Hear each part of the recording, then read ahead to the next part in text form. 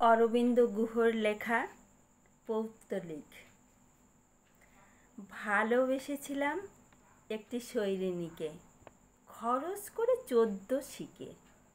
শৈরিণীও ভালোবাসা দিতে পারে, হিসেব মতো উষ্ণ নিপুণ অন্ধকারে তাকে এখন মনে করি।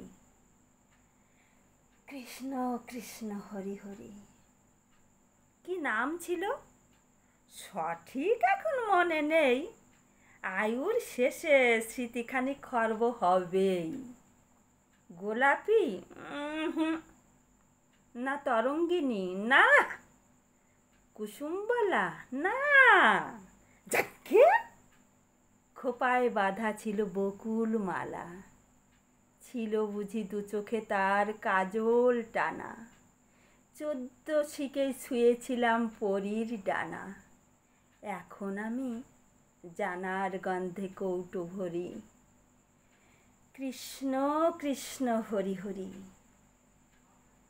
অন্ধকারে যে গান বানাই একলা হাতে, সুদূর সরল এক তারাতে, সে গান কোথায় ভাষা পেল? স্বচ্ছ ভাষা? মূলে আমার 14 শিকের ভালোবাসা।